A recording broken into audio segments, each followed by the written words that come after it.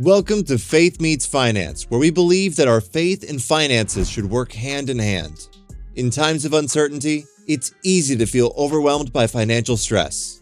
But by incorporating biblical principles into our financial decision-making, we can find peace and stability in any situation. Join us as we explore how to align your finances with your faith and achieve both spiritual and financial prosperity. Number 1. Set priorities. Proverbs chapter 24, verse 27. Prepare your work outside, get everything ready for yourself in the field, and after that, build your house. At first, this proverbial piece of advice seems a little surprising. Modern readers may wonder why planting the field should be a higher priority than erecting the house when both seem like necessities rather than luxuries. If you think about it, your field isn't just something you need for survival, it's a way to survive. If you're a farmer, your income comes from your crops. If your field isn't planted and prepped, you won't have enough money to build a house or meet other necessities. Nowadays, only some people make a living from working in actual fields. But to survive, we all have some basic needs that must be met. The majority of us require some gainful employment to meet those needs. If you lack the resources to pay your rent, mortgage, or put food on the table, what use is a house? This proverb's current interpretation is that you should prioritize your financial goals. Before spending money on creature comforts, be sure you have enough to pay for the necessities, what you need to keep yourself alive and able to work. To put it another way, put money aside for all your bills before you buy any new clothing. Number 2. Make a budget. Luke chapter 14, verse 28 through 30. For which of you, desiring to build a tower, does not first sit down and count the cost, whether he has enough to complete it? Otherwise, when he has laid a foundation and is not able to finish, all who see it will be able to mock him, saying, "This man began to build and was not able to finish." Budgeting is the subject of this biblical proverb.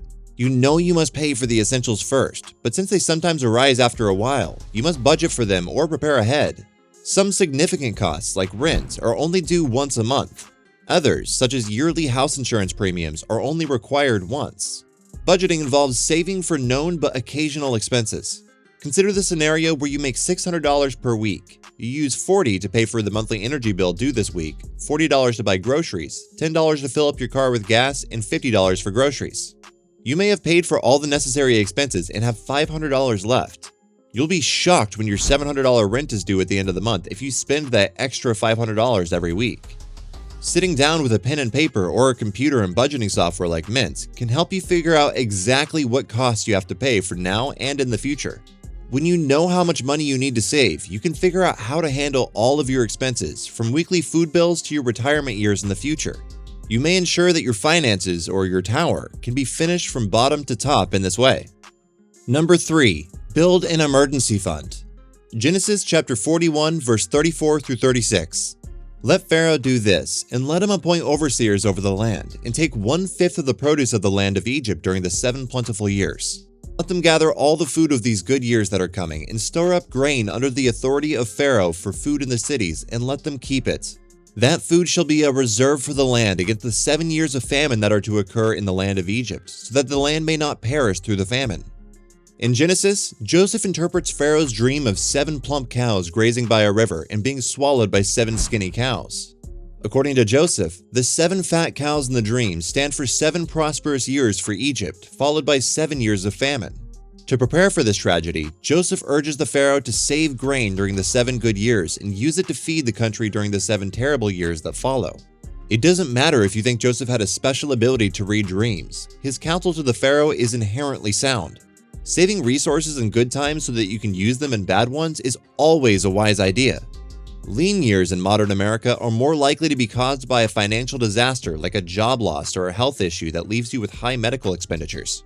Nevertheless, Joseph's fundamental plan, saving cash for unexpected expenses, remains valid. Modern financial professionals often alter Joseph's counsel. They recommend saving 6 months' worth of living expenses in an emergency fund, more if you're self-employed or have a fluctuating income, instead of 7 years' worth. Since you can't forecast a financial catastrophe like Joseph, save this money in cash or safe investments that will hold their value so you can use it when you need it.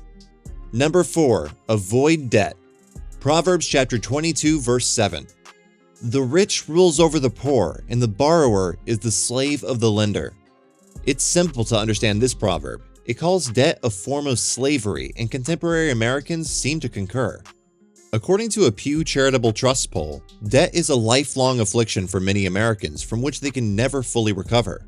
The survey indicated that 80% of Americans are in debt, and most retirees still have debt. And 70% of those polled said they couldn't envision their lives without debt, even though they didn't want it. People who carry debt suffer both mentally and physically as a result of it. A 2014 health paper links excessive debt to anxiety, sadness, and relationship issues. High blood pressure, a weaker immune system, and physical issues including headaches, back pain, ulcers, and a weak heart can result from debt. The Pew survey also showed indicators that Americans' debt attitudes are changing. Younger Americans, the millennials, say debt has burdened them rather than enhanced their prospects. Additionally, they are more likely to say that Americans unwisely use debt. They also avoid credit card and mortgage debt. These young Americans seem to have heeded the Bible's warnings regarding debt. They see taking on more debt as a form of captivity and desire to pay off the bills they already have instead. Number 5. Diversify your investments. Ecclesiastes chapter 11 verse 2. Give a portion to 7 or even to 8, for you know not what disaster may happen on earth. Diversifying your investments makes sense, as Ecclesiastes explains. Whether a locust epidemic destroys a grain crop or a market crisis that lowers stock or real estate prices, evil may affect almost any investment. Therefore, investing money in various investment types makes sense so that one catastrophe won't wipe out all of your assets. In biblical times, if you were a trader dealing cloth or spices with neighboring countries, carrying all your stuff aboard one ship wouldn't make sense. You would lose everything in one blow if that ship sank. If you split your cargo among 7 or 8 ships on separate routes, the odds of them sinking are modest. You could still make a profit if you lost 1 or 2 ships. The more you diversify, the lower your risk. Buying index fund shares to invest in 100 stocks is safer than buying one. There are many who, it must be said, contend that diversity is a myth. They say putting all your eggs in the appropriate basket can yield a better return. It takes a genius to pick the proper basket, and investors who try it are more likely to lose their shirts than become billionaires. Diversifying reduces risk and is safer for the average investor. Thank you for tuning in to Faith Meets Finance, where we aim to empower you to make sound financial decisions rooted in biblical principles. Remember, with faith and smart financial planning, you can overcome any obstacle and achieve financial success.